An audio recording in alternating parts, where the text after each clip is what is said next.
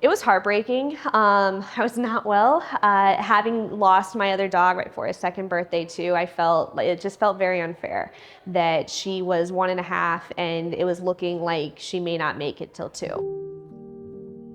Siggi is the best thing ever. She is full of life. She is smiling constantly. That pity smile always comes out in full force. And she's feisty and fiery, but she also is like the biggest love bug. She's very loyal.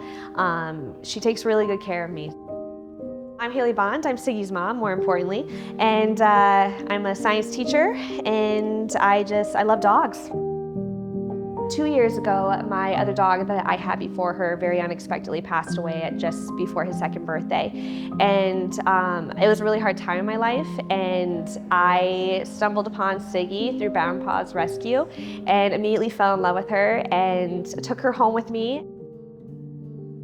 I had noticed that some of her lower teeth were starting to shift, and I figured it was just her developing. She was only about 1.5, and so I didn't think much of it. However, I went away for a conference in Chicago for a couple days, and I came back that Sunday, and her lower jaw was just so swollen. It just was not right, and I'm a little bit paranoid about that stuff anyway, so I'm like, something's not right with her.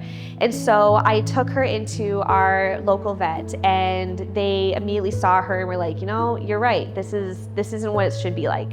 So they were able to take her in, do a biopsy, get it sent off right away, which I was so grateful for, and it did come back that it was fibrosarcoma.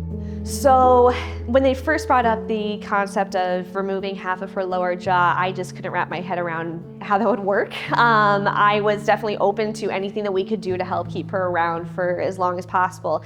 Our doctor, Dr. Kepke, who was the one who went out of her way to make sure that her biopsy got tested immediately, she emailed me a couple days after everything and said, hey, I don't know if you know about this organization called Czar's Promise, but you should look into it.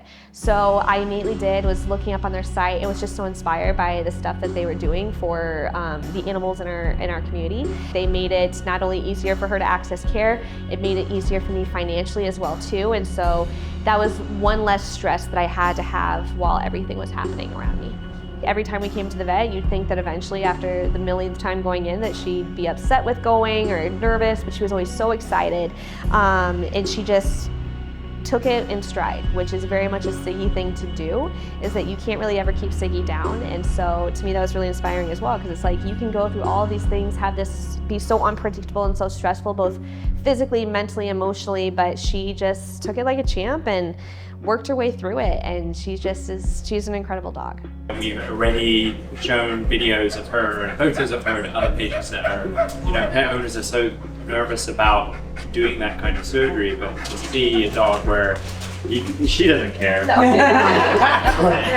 They just bounce back so quickly. She's continuing to inspire others. Siggi is my very best friend, and I'm gonna choke up thinking about this too, but being so scared for so long, it felt like, about not having her with me. I still have that fear and it still scares me, but I just feel like we've made such progress, and she is such a tough dog and such a tough, wonderful friend for me. And so she means the world to me, and I'm just so grateful to all the people that helped make it so she's still here with me.